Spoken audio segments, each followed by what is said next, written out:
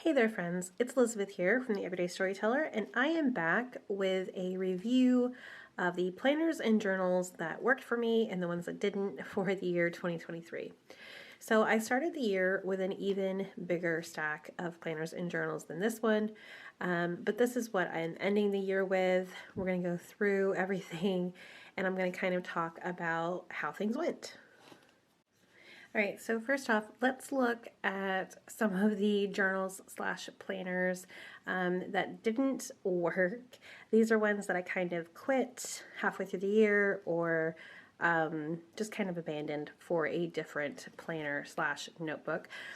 First was the Estelle Classic Weekly.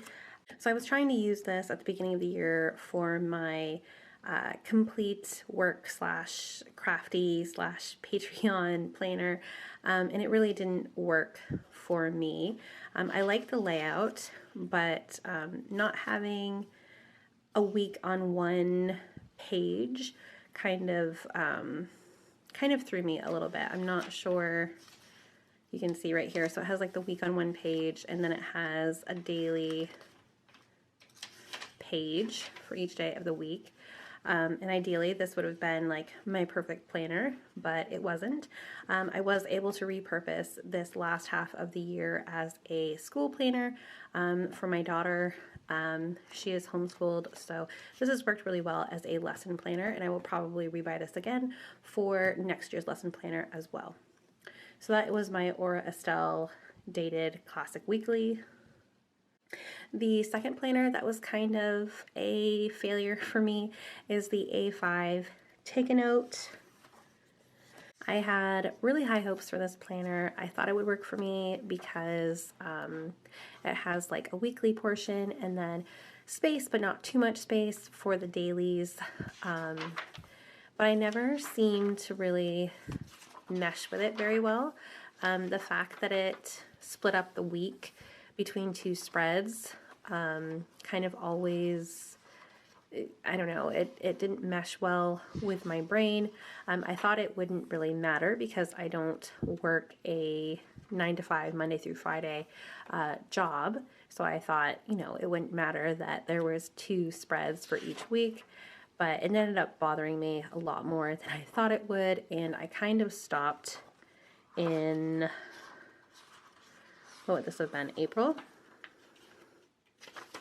Yeah, so I kind of stopped in April, and then I switched to the B6 Common Planner very soon afterward.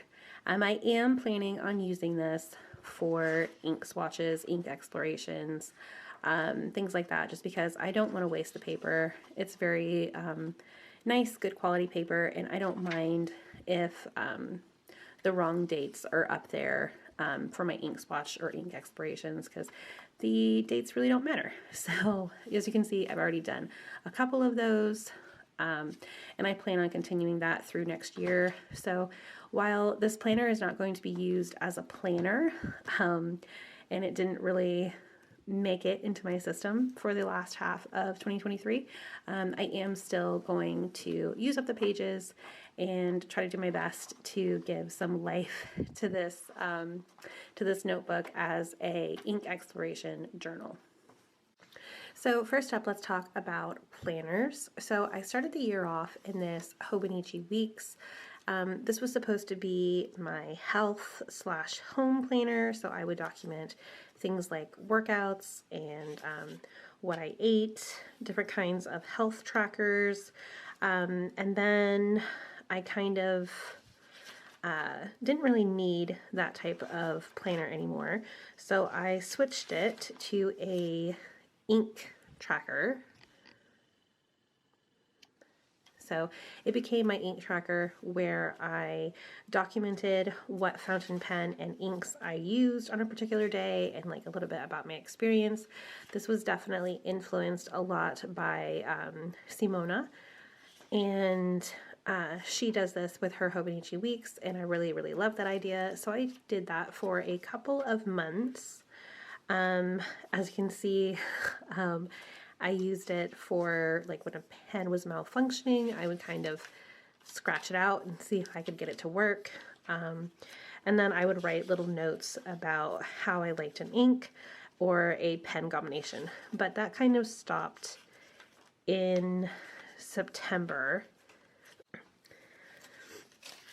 Yeah, I did pick this back up in October, and I thought I was going to use it as a regular, like, on-the-go planner, but I found out that I didn't really need a kind of on-the-go planner, so it's been sitting on my desk since probably the middle of October, just waiting for me to go back to it. And obviously, since it is almost the end of the year, that seems pretty unlikely. So this was a planner that kind of worked. It did work as a personal planner for a good part of the year, and it did work as an ink jotter for the rest of the year.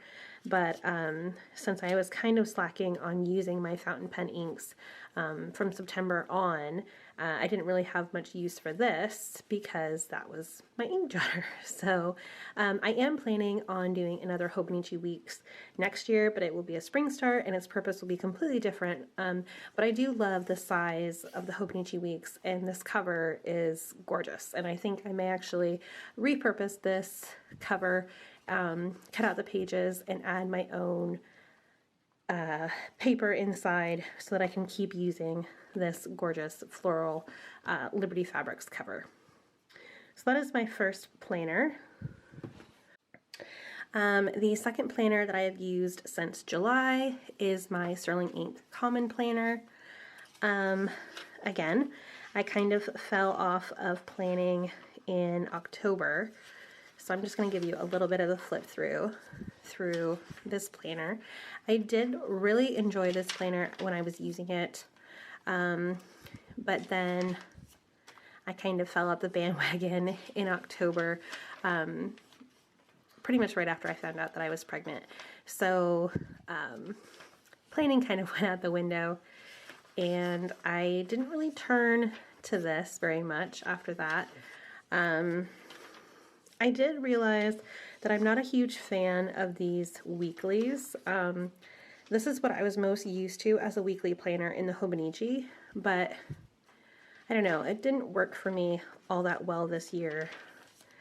And even though I kind of experimented with different layouts and like different embellishments and things like that, I tried to add a section where I could just write to-dos for the week. But yeah, the weekly format like this just didn't work well for my life this year. So as you can see, the beginning of October is where I stopped. Yeah, on like the 9th of October. And I did not get back into this, at least into the weekly pages, at all since then. I have used the back pages. I used the back pages for notes. I used it for a couple of weeks in June before I actually fully started this planner. I used it for packing list when we went on our big trip. I used it for planning out album pages and December daily ideas, YouTube and Instagram schedule a little bit.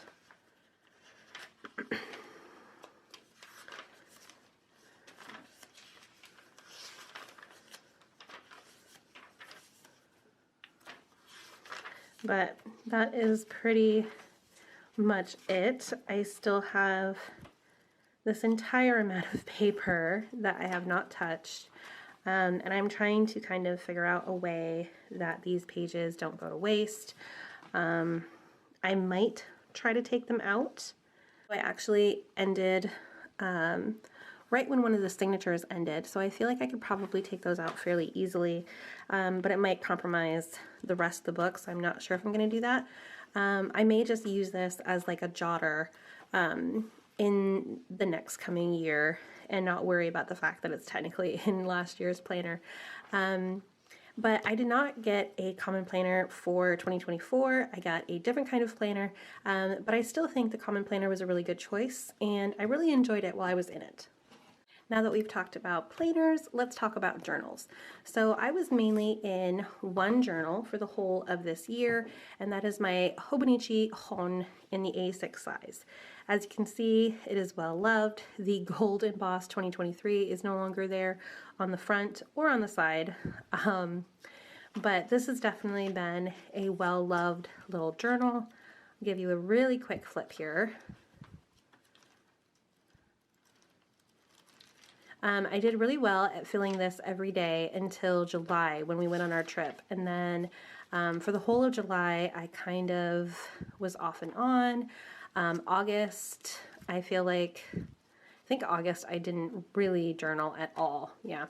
I added some ink swatches, but that is about it. September, again, off and on. And the same with October and November has been really off and on. I've been adding ink swatches, but pretty much nothing else. I have since then gone back and printed out some photos just on regular printer paper, and I've added those onto like the specific days that I wanted to journal about. So like Thanksgiving, when we went to get our Christmas tree, things like that. And I'm going to continue doing that for as many days in those months as I can, because I really want to have a completed book. So I will be working in this probably a little bit into the new year, just to get a little bit caught up. But I know that not every day in this will be filled up, and that is all right, because life happens, and sometimes you do really well for the beginning of the year, and you don't do so well at journaling in the end of the year. And honestly, just the fact that I have done so much daily journaling this year alone is already kind of an accomplishment for me. So I'm excited to have this as a keepsake, no matter how many pages go unfilled. So this was my main journal for 2023. And lastly, I also have my long form journal for this year. This is an onion skin journal, and I don't go into this super often. I'll give you kind of a peek. But when I do, it's when there are a lot of thoughts on my brain and I just need to get them out on paper. As you saw, there might be a little bit of ink drawings or watercolor with ink on different pages, but mostly it is literally just long form writing. So I have been in and out of this for the last half of the year. I started, I believe, in April, and I have been in and out for the rest of the year, and I will be continuing this as a long form journal in 2024. All right, so that is it for my planners and journal lineup for 2023. In my next video, I'm going to share what I am using in 2024. And in the meantime, I would love to know what planners and journals you were using this year, what worked for you, what didn't, and what you are planning to use in the coming year. Thank you so much for watching, and I hope you have a wonderful week. Bye.